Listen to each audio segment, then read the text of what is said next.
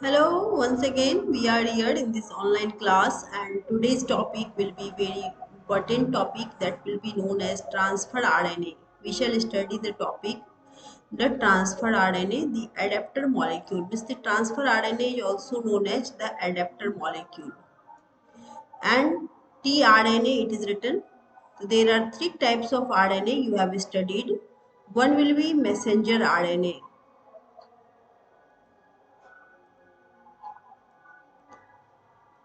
Transfer RNA and one will be ribosomal RNA.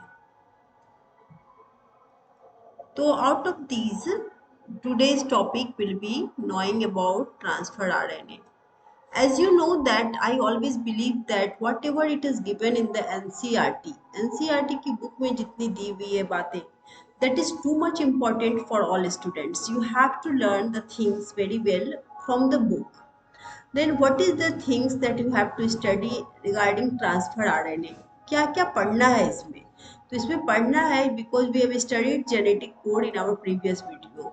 Genetic code जो आपने पढ़ा उस जेनेटिक कोड में आपने पढ़ा एक कोडोन के बारे में पढ़ा था. Codon is a triplet.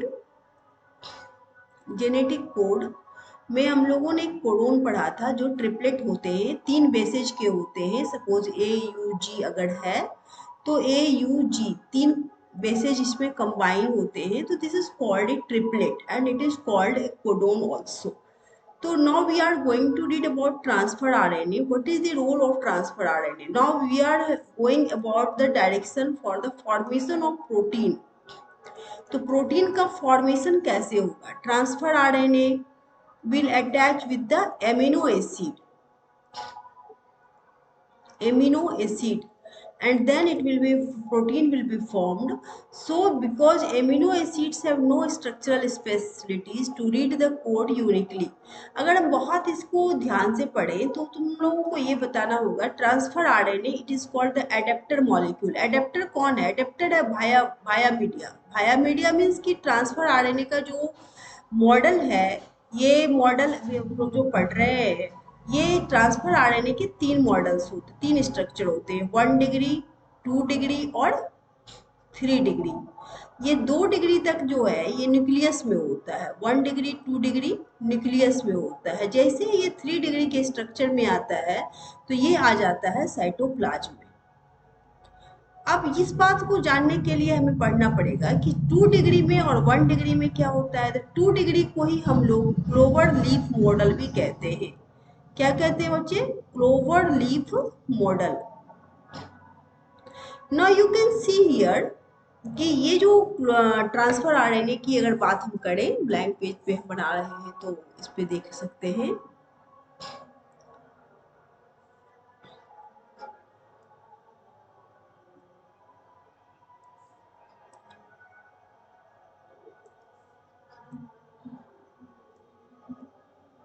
ये देखो 3 dash and it will B 5 dash.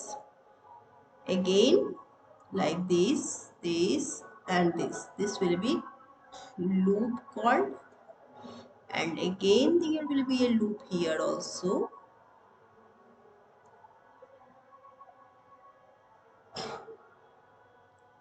So this is the structure of the 2 degree structure of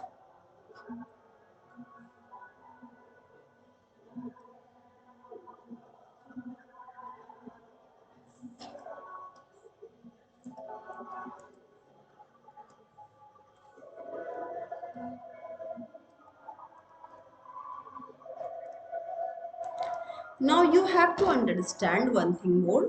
Here is one strand. Complementarity यहाँ पे देखनी है.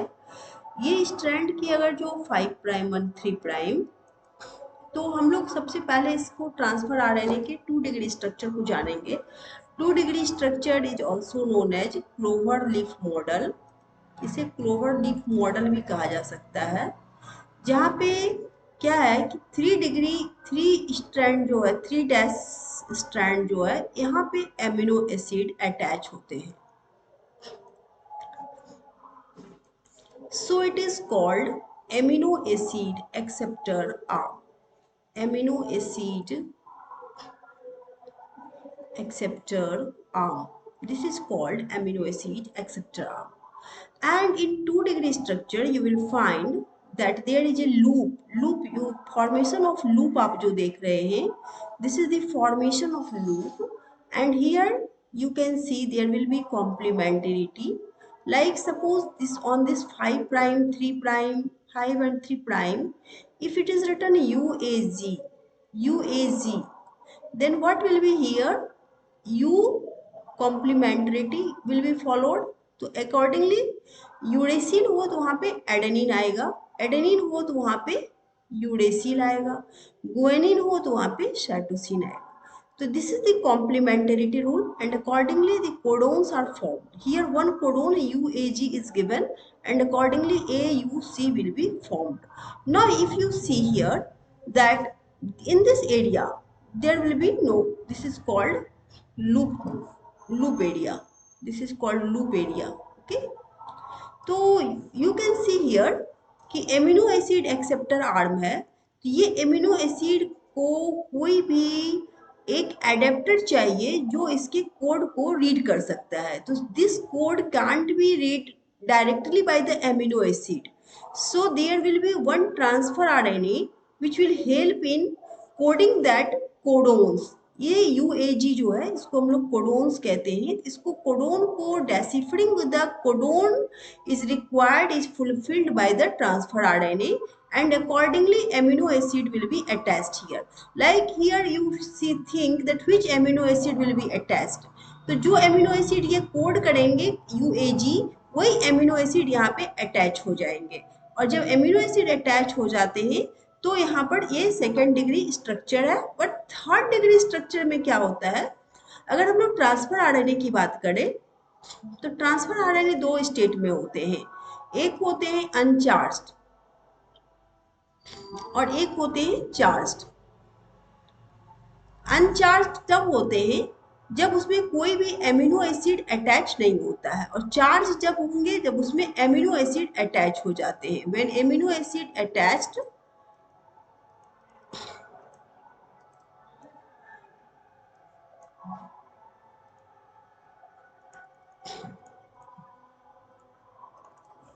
तो you can understand here by this diagram also that this is called nuclei.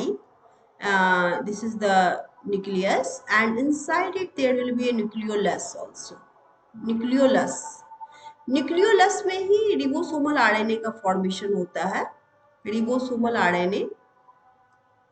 और जब transfer RNA बनता है, यहाँ पर ट्रांसफर आरएनए बन रहा हो, तो इसकी 1 डिग्री स्ट्रक्चर 2 डिग्री स्ट्रक्चर सब न्यूक्लियस में बनती है. जैसे ये 3 डिग्री में कन्वर्ट होता है तो 3 डिग्री कन्वर्ट होने पर 3 डिग्री बाहर आ जाती है. तो 3 डिग्री स्ट्रक्चर जो होते हैं उसको जस्ट हम लोग इस तरह से डिनोट कर सकते हैं. और जब तक इस पर कोई भी एमिनो एसिड अटैच नहीं हो जाए तब तक यह अनचार्ज कहलाता है. जैसे ही एमिनो एसिड यहाँ पे अटैच हो गई, this is the amino acid, if we can say that attachment of amino acid brings it in the charged state of transfer RNA. तो ये तुम्हारे समझ में आना चाहिए कि 1 डिग्री 2 डिग्री कहाँ पे बना और 3 डिग्री कहाँ बना. 3 degree comes outside in on the cytoplasm. This is the picture of the nucleus and the nuclei, and this is the cell. This we can say cell. तो ये साइटोप्लाज्म में 3 degree structure बन रहा है. तो आप this is a very clear concept कि आपका जो 1 डिग्री और 2 डिग्री था वो न्यूक्लियस के अंदर बना, लेकिन 3 डिग्री स्ट्रक्चर जो है वो साइटोप्लाज्म में आकर बना. और 3 डिग्री जब बना है तब इस पर एमिनो एसिड अटैच होते हैं, then it becomes in the charged state. Okay.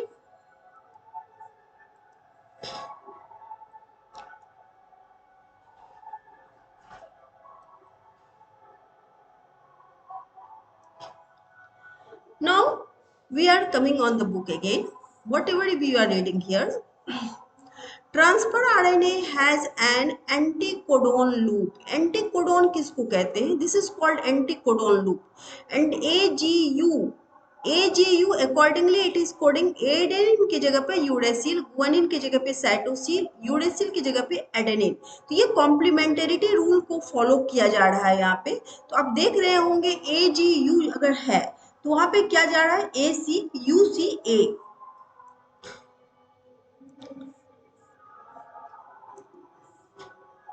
अभी हमने पढ़ा जैसे यहाँ पे ये लूप जो बनाया है, तो अगर हम इसको देखेंगे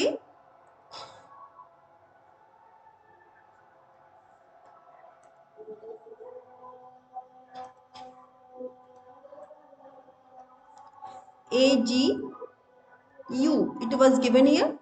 अकॉर्डिंगली क्या हो गया, यहाँ पे जो कॉम्प्लीमेंटरिटी रूल अगर फॉलो की जाए तो फिर हम लोग चेंजेस को करेंगे। Accordingly we have to write adenine, uracil, guanine, cytosine and uracil adenine. अब ये जानना होगा कि what does AGU code for, ये जो कोडोन है ये किस कोड को, किस एमिनो एसिड को कोड करता है। तो accordingly that amino acid will be attached here, वही एमिनो एसिड यहाँ पे अटैच हो जाएंगे। तो अगर आप जेनेटिक कोड पढ़े हैं तो आपको कोडोन को याद रखना है कि कौन से कोडोन से कौन सा एमिनो एसिड अटैच होता है। एमिनो एसिड जो आपको मैंने बताया था कि लास्ट प्रीवियस वीडियो में 20 एमिनो एसिड्स होते हैं, तो उस चीज को आपको पढ़ना होगा और उसके अनुसार आपको कोडोन के बारे में मालूम रहना है। दैट एमिनो एसिड ओनली, ये amino acid what ever the amino acid here it is found, that will be attached here eight three prime strand पे, 3 डैश पे अटैच हो जाता है। In the same fashion here you can see in the book UAC, अगर UAC codon है तो यहाँ पे AUG कोडोन को कोड किया जा रहा है और टाइरोसिन बन रहा है और ये serine, this is called serine, this is called tyrosine.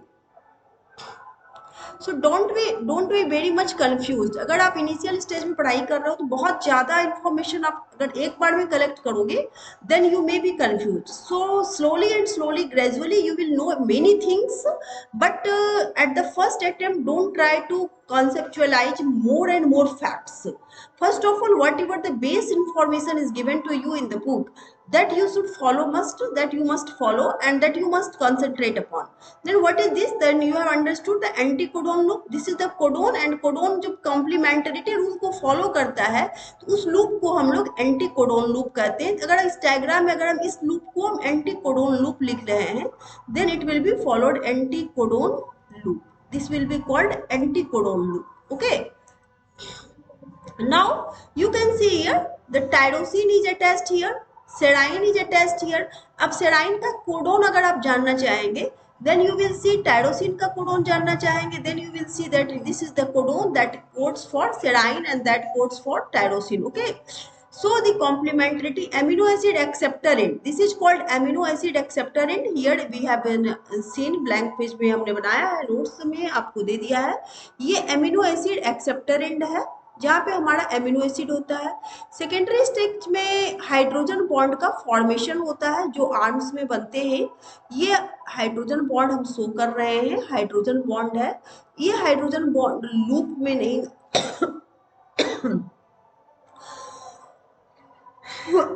Loop में नहीं आएंगे, तो सेकेंड डिग्री स्ट्रक्चर में हाइड्रोजन बॉन्ड का भी फॉर्मेशन होता है, तो that you have to understand.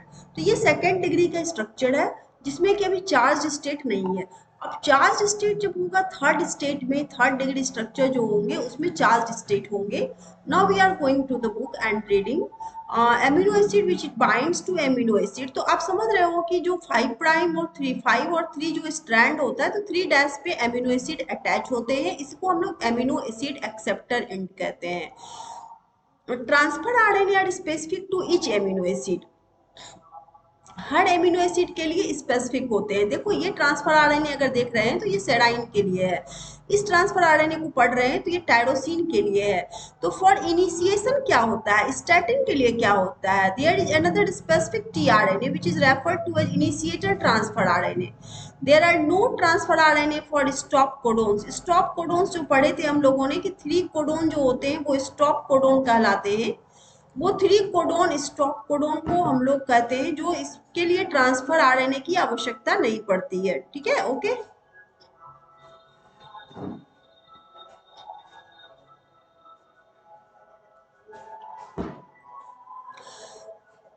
In figure 5.12 you can see here The secondary structure of transfer RNA has been depicted that looks like a clover leaf. आपको हमने बताया कि ये सेकेंड डिग्री स्ट्रक्चर है, इसे हम लोग क्लोवर लीफ मॉडल भी कहते हैं. और इन actual structure the transfer RNA is a compact molecule which looks like inverted L. These are all important facts. सारा इंपॉर्टेंट फैक्ट्स है जो आपको एकदम अच्छे से पढ़ाई करनी है. ट्रांसफर आरएनए को समझिए. ट्रांसफर आरएनए मैंने नोट्स में बना दिया है उसका model 1 degree 2 degree and 3 degree. तो 3 डिग्री को 2 डिग्री का जो आपने पढ़ा क्लोवर, तो ये जो डायग्राम आप देख रहे हो ये 2 डिग्री स्ट्रक्चर है जिसमें कि 3 डैश पे एमिनो एसिड अटैच होते हैं. इसको एमिनो एसिड एक्सेप्टर एंड कहते हैं. And the loop is called the anticodon loop. Loop जो जहाँ पे बन रहा है that is where the complementarity is followed, where that is anticodon loop. उसको हम लोग एंटीकोडोन लूप कहते हैं. तो इस तरह से आप लोग टीआरएनए के बारे में पढ़ाई किए हैं. टीआरएनए को जान जाइए. फिर हमें पढ़ना है translation. What is translation? The translation underline it, underline in your book also. It is too much important. अगर मैं आपको बताऊं कि बहुत ही इम्पोर्टेंट बात मैं बताने जा रही हूँ तो ये है ट्रांसलेशन का डिफिनेशन.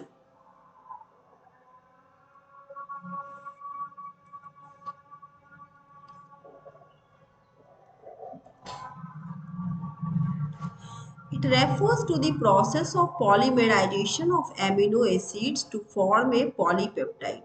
अगर पॉलीपेप्टाइड बनाना है तो एमिनो एसिड के पॉलीपेराइजेशन से ही होता है. तो एमिनो एसिड की polymerization, you can understand polymerisation.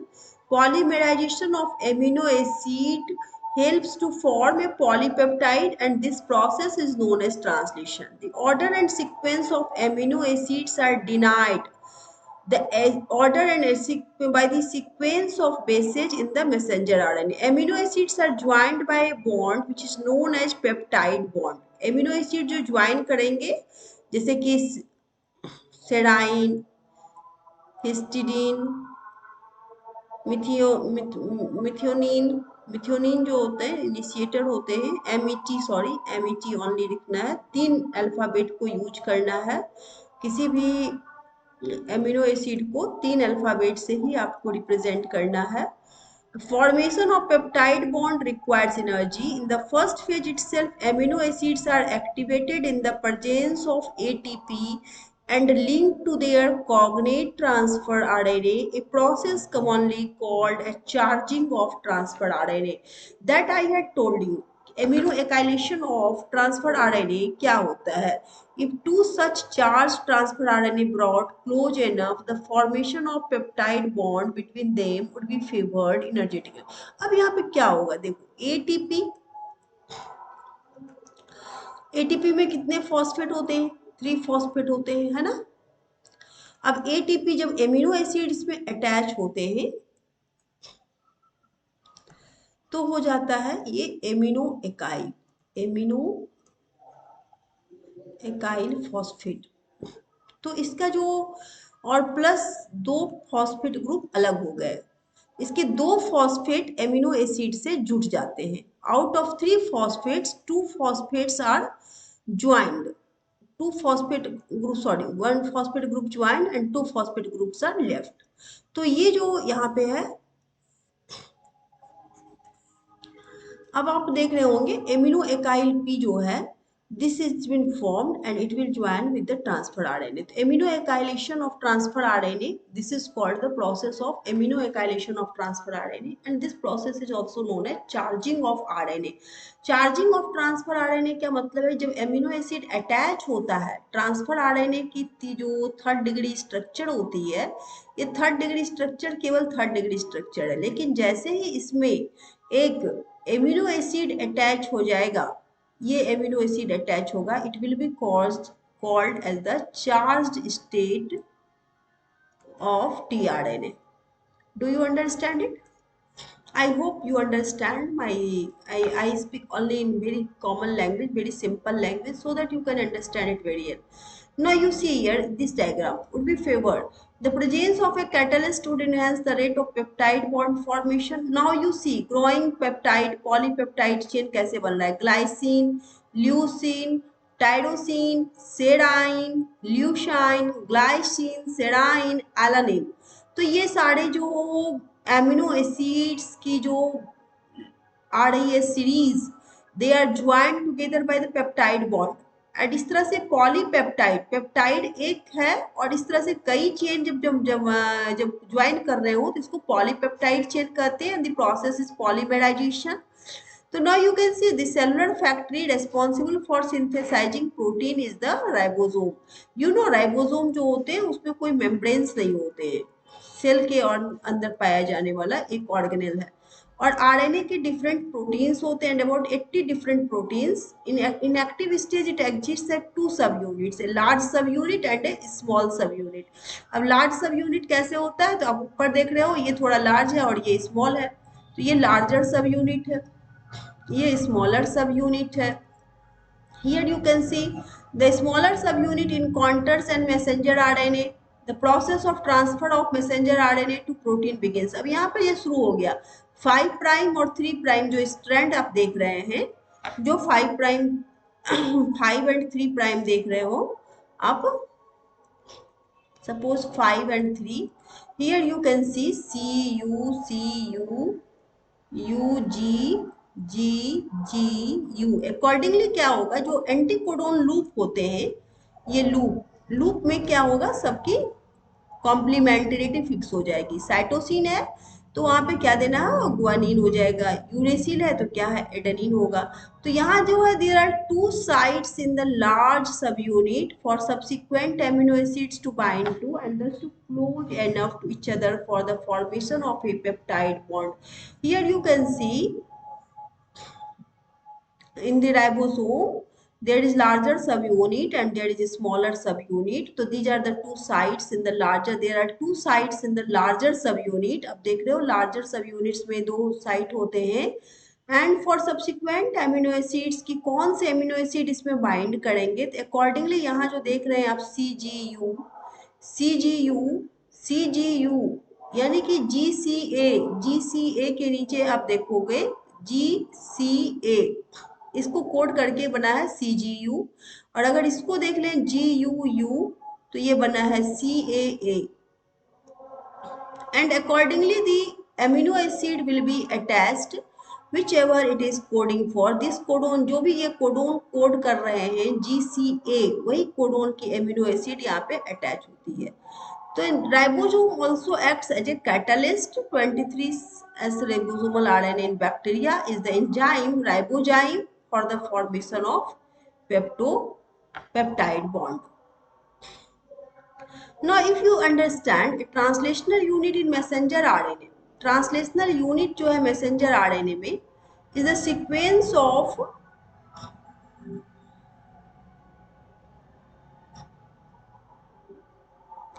a translational unit in messenger RNA is the sequence of RNA that is flanked by start codon। start codon आपको हमेशा याद रखना है, AUG मिथियोनिन के लिए ये हमेशा यूज होता है, आपको इसको याद रखना है।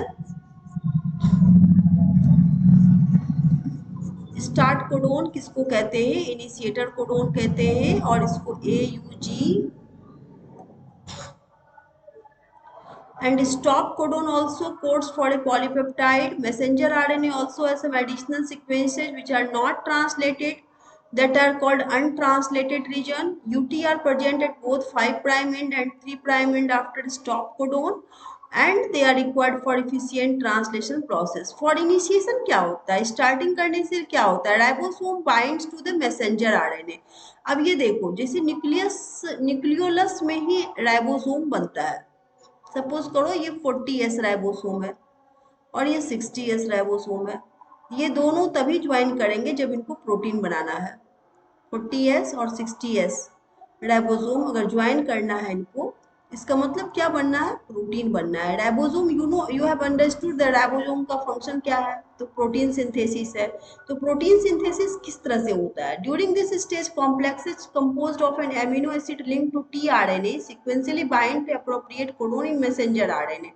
और इस तरह से जो कोडोन आप देख रहे थे, भी आपको मैंने बताया कि AUG एक मिथियोनिन है and it is called the start codon also, complementary base pairs है।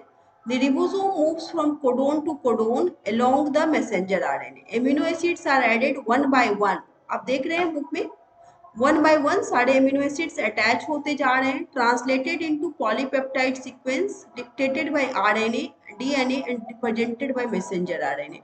एंड एट लास्ट क्या होगा, एक रिलीज फैक्टर जो है वो स्टॉप कोडोन से बाइंड होगा, जिससे कि ट्रांसलेशन को स्टॉप करना है, खत्म कर देना है, और पॉलीपेप्टाइड जो बना है उसको राइबोसोम से अलग कर देना है.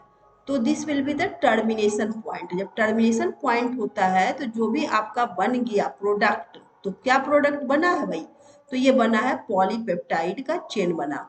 इस पॉलीपेप्टाइड चेन को अलग करना है राइबोसोम से. तो कहाँ से अलग करना है, राइबोसोम से. तो कौन हेल्प करेगा, तो यहाँ पर हेल्प करेगा एक release factor. This release factor, when they bind to the stop codon, they terminate the translation and release the complete polypeptide from the ribosome. This was the process of translation. Now, next topic will be regulation of gene expression. We can't understand in one video all these topics. We have to wait for another video and wait for next video. Okay. Thanks for watching.